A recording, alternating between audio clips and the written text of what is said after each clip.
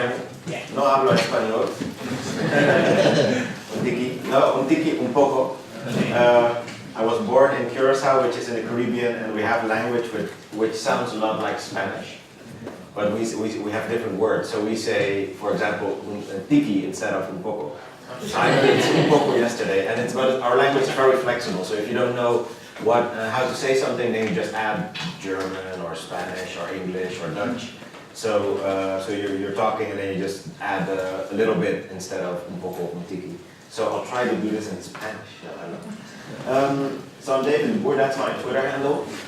So if you're wondering why is that strange word down there, that's my Twitter handle. So if you like tweeting at me or asking questions for later then, or following, just find me there.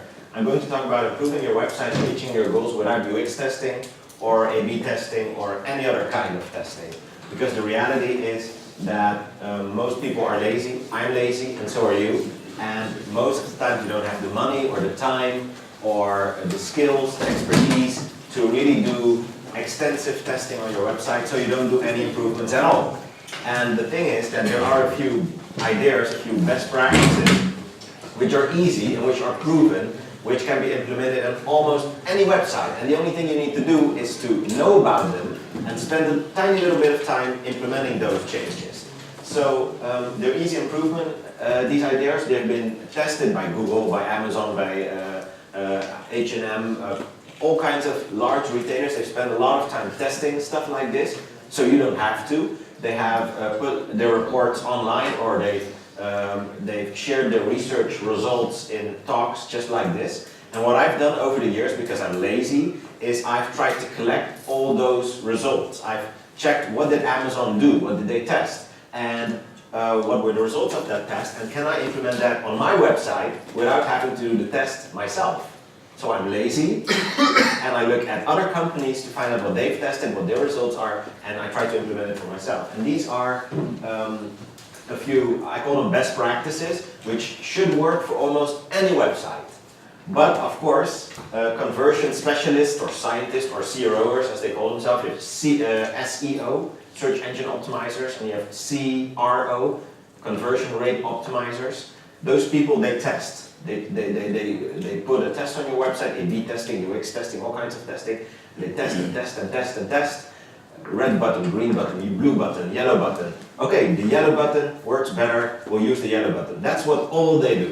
So if you ask them, can you use best practices on a website? They will say, no, you can't. You have to pay me 5,000 euros, 10,000 euros, and I will test it. You shouldn't use best practices. Well, I'm here to tell you that if you don't have the money or the time or the patience to hire a conversion scientist, then it's actually better to use best practices than to not do anything at all. So they do not approve. They do not enjoy this talk. They do not enjoy that I'm creating best practices. There are even blog posts on the internet by conversion scientists which say, look, I've got proof why these best practices don't work. And it's like the top 10 best practices that don't work. And I've used the blue button on this website and it actually decreased the sales.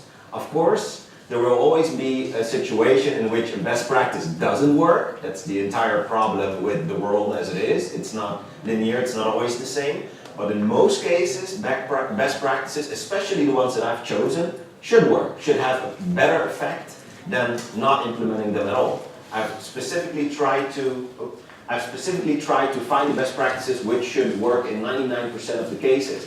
And if I wasn't sure that it would work in most cases, they're not on my list. So this should be safe.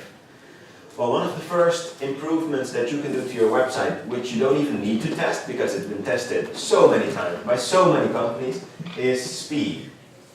If you improve the speed of your website, it will have a tremendous effect on your conversion rates, on the amount of visitors which convert to buyers or leads or people that want something from you. That's the entire idea of improving conversion, is converting visitors that come to your website to visitors which do something else, buy something or ask for more information.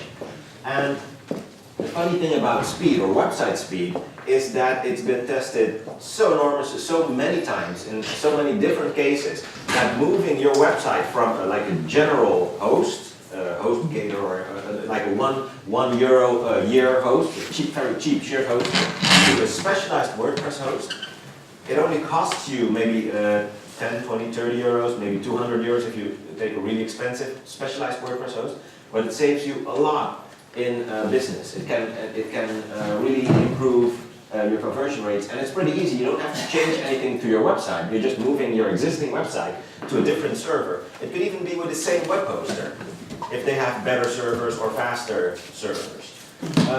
Because the thing is that Amazon tested this, is one of the examples, and Amazon tested that for every 1 second that their website was slower, they would lose 10% of sales.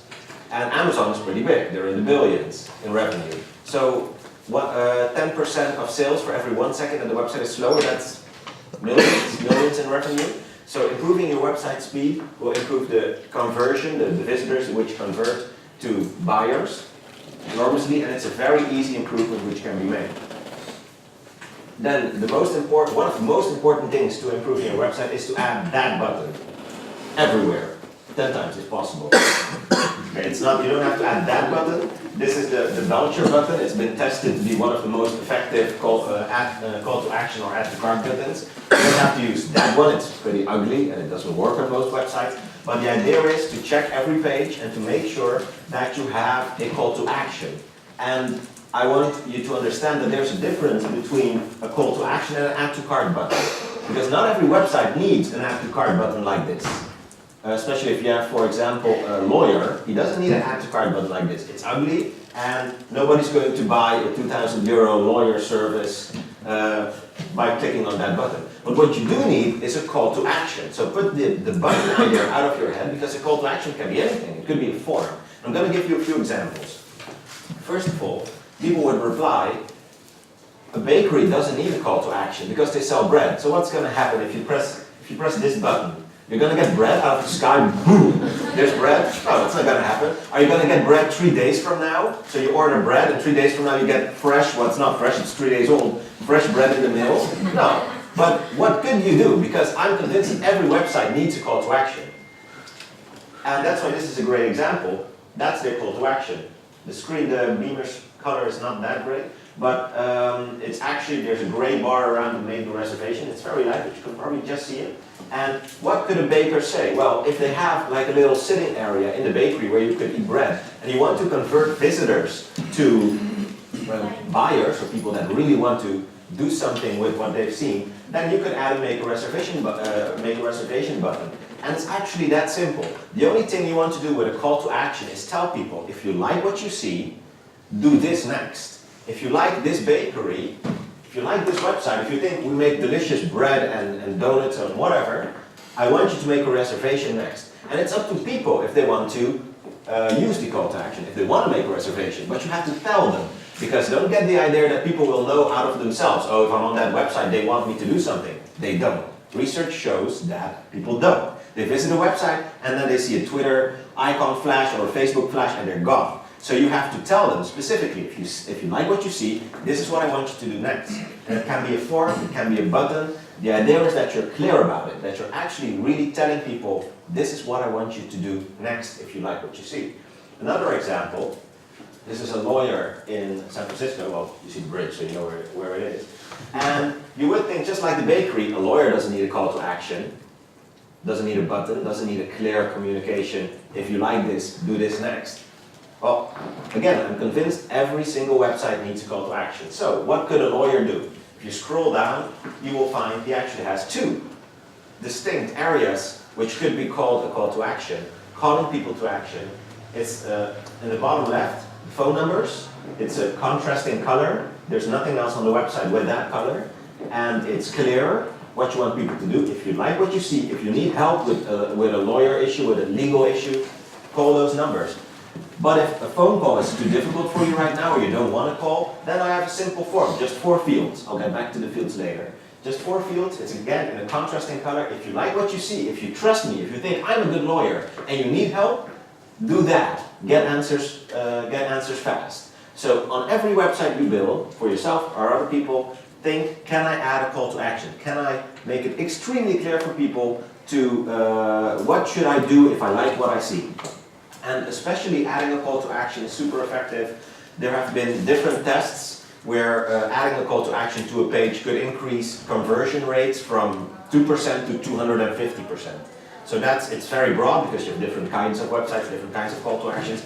But in almost all cases, adding a call to action or a good call to action, which is clear and contrasting with the rest of the website, doesn't have to be ugly, just different and clear, improves conversion rates because people suddenly realize, okay, I like this page and you're telling me what to do next. Then the third is better and real photos. And this is, again, a pretty easy improvement because most of the time you already have good photos of your products, of yourself, and all you have to do is add them to your website. And most of us would say, wow, I'm not a model, I'm not that good looking. Well, that's good news, because most people don't want to see models on websites, they want to see real people. People connect with people, people look each other in the eye. So adding a real photo of yourself or your customer, if you're building a website for someone else, will improve your conversion rates. And it's a ridiculously easy way to improve the amount of people which go from visitor to buyer or a person that contacts you. Because all you're doing is adding photos you already have to your website. And this can be in the most simple way. Don't think about it. Don't buy an expensive light and create a beautiful setting where you're thinking intelligently into the distance. Boom, that's a nice picture. Now just use the photos you already have. You have great photos. People want to see that you're human and that you're the human behind the business. So in this case, you would think, well, maybe that's a stock photo because it does look like a really nice photo. So maybe it's a stock photo of a bakery. Don't use stock photos. Use real photos. That's first. But this is actually not a stock photo. If you scroll down, you will actually see that guy again. It's Joe Wolf. And above him, you have Amy Brown. Let me go back. Okay, so this is actually a photo of the bakery. And then you get that connection, that human connection. This is a real photo. So I feel like I already know him. I already know the bakery, like I've been there, because apparently this is a real photo. And there's a story. Of course, I'm not going to read that. Nobody reads on the internet. But there's a photo of this guy, and he's wearing his apron, his bakery apron. So these people are real. These are real. They're not hiding behind pixels. These are real people. And it might sound counterintuitive, but it actually works to show real people on websites. I've got a few stats. Oh, this is one of the slides I don't have stats for. But it's been researched in adding real photos of products, real photos of people behind the business. It helps in your conversion rates. Almost in the same category, what works is videos. And it doesn't even matter what kind of videos. Educational work best. But crazy cat videos probably won't work on every website. But adding videos in one way or the other to a website works extremely well. And it doesn't have to be complicated. You don't have to spend thousands of euros to get somebody else to create a video for your company. So I'll give you a few examples in a moment. But adding videos of a product, showing a product, turning it around works. Adding a video of yourself while you're talking about your business, well, it could be like 5 sentences. Well, I created this business because I believe it's important for everybody to see the sun. Stuff like that, like a simple video. Again, that human connection on a website. Videos are extremely effective and they're not that difficult to create. I have a few stats. I always try to find like the statistics to back the things up that I was telling you, so you know it's true, it's real, it's not made up. Ice.com, which sells jewelry, diamonds and stuff, necklaces. They added product videos to their product pages. So if they have a beautiful necklace, they added a product video of that necklace, and they noticed a 247% increase in conversions by just adding videos of a product. And that's a video of a product. And generally, just adding videos makes sure that people are 64% more likely to convert or to buy from your website. So 64% more likely to engage with your business by adding a video to your website. Well, if there's an easier way to increase the number of people that will engage with your business, with your website, I don't know if there's an easier way than this, adding a video. They don't have to be long, these videos, because after like 2 minutes, 60%, 2 minutes of a video, 60% is not watching anymore. So spending more than 2 minutes on a video, it's not needed. 60 seconds is probably even enough. And if it's educational and just 60 seconds, people watch like the first 15 seconds, 30 seconds, maybe they watch the entire video if it's really interesting, but it's more the idea that you can actually get in touch, that you can actually see the people behind the company talking about that company, which is powerful. And not if it's 60 seconds, 120 seconds, 20 minutes, but the idea. These people are really there, these are real people, they're communicating, they're showing the product, making a website less one-dimensional because you have videos and photos, etc. It works and it helps. So I'll show you an example. This is one of my own examples. That's me in the corner. And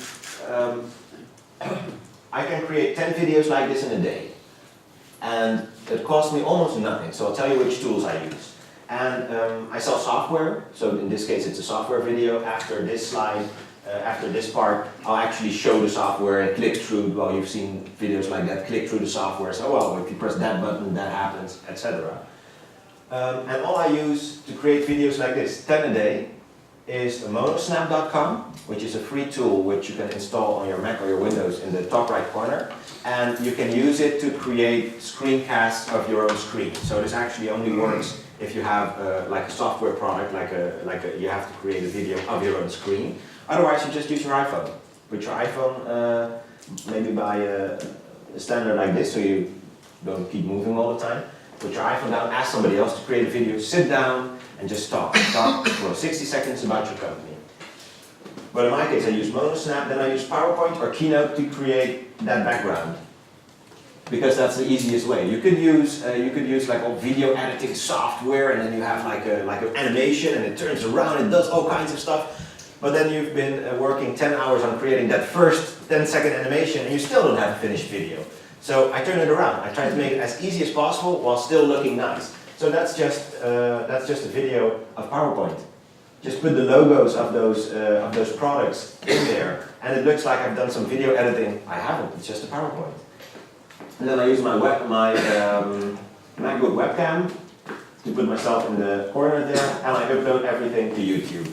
Super easy, and it works. People like it. People send me emails. Thank you for that video. I now understand your product, and I have these and these and these questions. So the amount of people that actually send me an email increases because I have a video and I didn't spend a lot of time. It's more important to have something of a decent quality than to have nothing of a superior quality.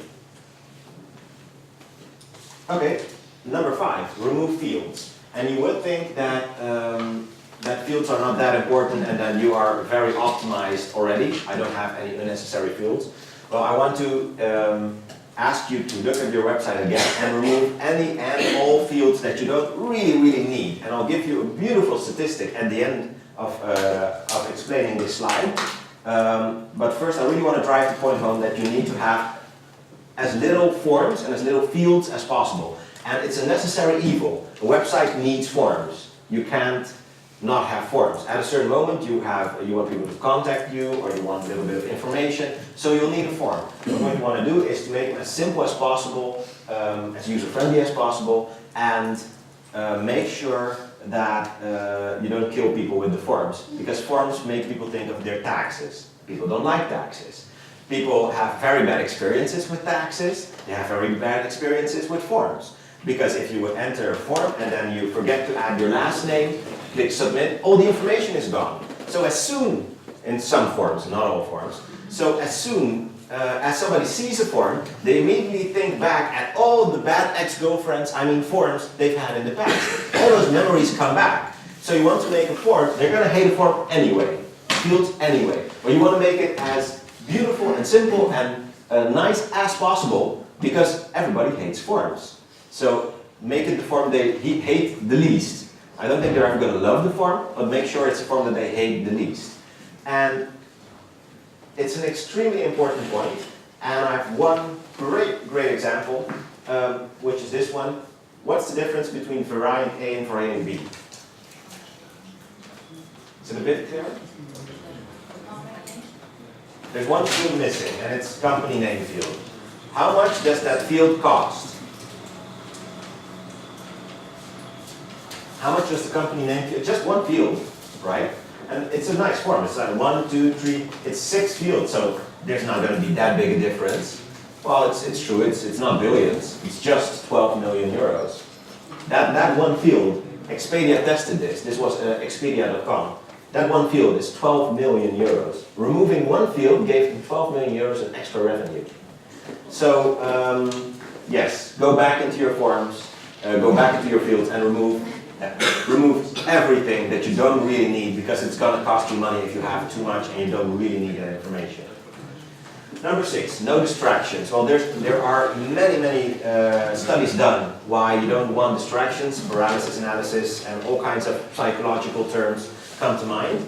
But I have a great example. So I will just put all the psychological research here on the table, and you can have a look later. It's not actually there, so don't ask.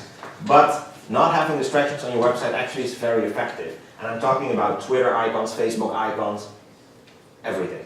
So this is the first version of the high-rise website in 2011, or this is the eventual version. So they were testing different versions, and it's pretty small. But the first version they had like 10 videos or 4 videos in and more videos down, and arrows and dots and stuff, all kinds of stuff happening. And then they thought, we'll create a new version with only that girl and 3 screenshots and a big button. And they saw a 102% increase in conversion rates with the simple version of the website, no distractions.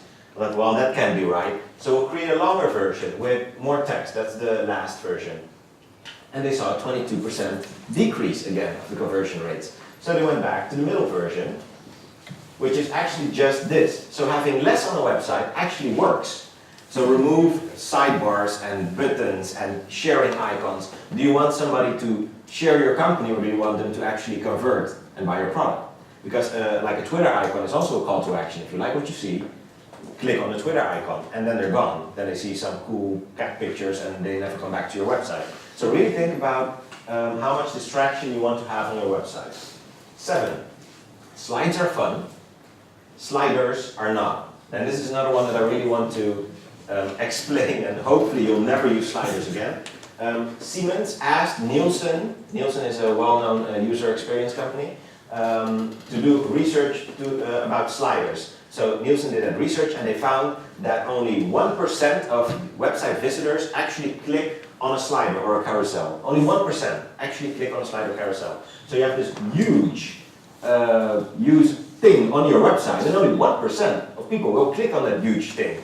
Maybe it's a good idea to remove that huge thing and just have your content higher up, which is actually what Google prefers. Less big sliders and the content which is actually important, higher in the hierarchy of your website. And they kept researching, and they found that only 1% would use a carousel or a slider. Yeah, everybody calls them differently. Only 1% of visitors would use that carousel at all. And of that 1%, 90% would only click on the first image. So having the arrows, there's no need.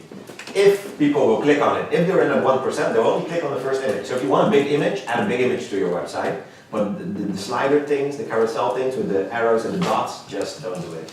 Another thing is that they did another research, and they asked people, do you see the 30% discount? And it was that big, where intelligent sensor for smart home is written. There was written 30% discount on washing machines, and nobody found the discount. It was one of the biggest things on that page, because they ignore sliders. Most people don't see sliders, don't see carousels.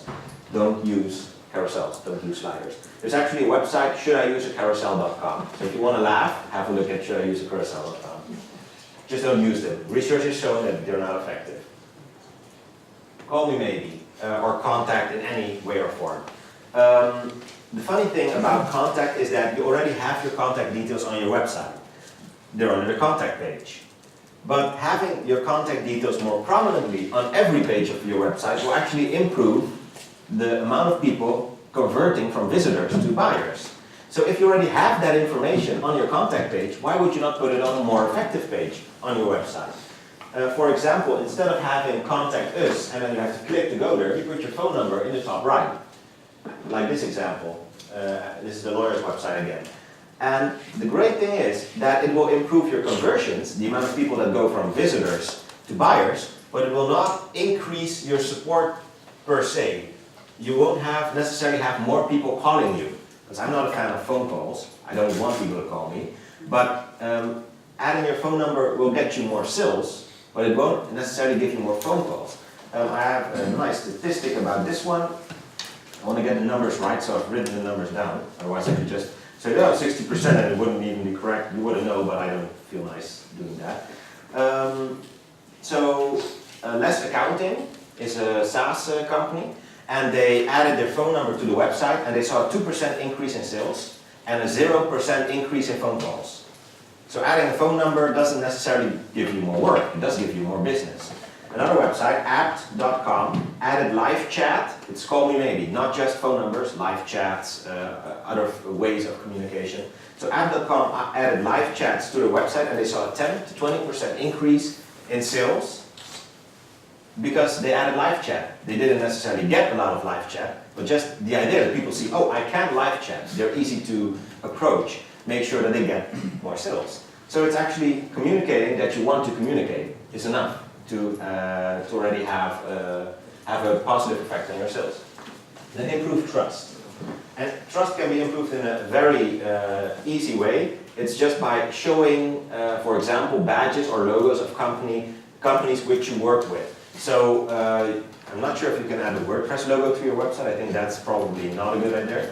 But in this case, this is EasyBell, which competes with T-Mobile in Germany, and they sell phone packages like SIM cards and stuff. And they added every single badge they have ever won. So that little figure there, computerbuild.de, and all the things they've ever won, they've added it to the website. This might be a little bit overkill, adding everything, but adding logos of things which you're already working with will improve trust. People think, hey, I know the MasterCard logo, I know the Visa logo, so I can trust this company. Of course, it's nonsense, because adding a MasterCard logo doesn't make you more trustworthy, but people presume it does. So it's a bit of a sketchy way, but the lawyer, again, that's a great example. This is a good way of doing this, and you have to be creative. Do you see something that increases trust on his website? If you see it, just call out. No. Whose logo? I don't know how to say in English. But the elder care? Where? At the bottom? The newspaper. No, elder care. The disabled person icon on the... Well, there are different things which are happening, but specifically I'm looking for the Examiner, which is a newspaper in San Francisco. And if you're in San Francisco, you know that's a newspaper. And he writes a column there. So it actually helps tremendously. Whoa, this is a really good lawyer, because if the Examiner wants him to write a column for that newspaper, then he must be one of the best lawyers in San Francisco.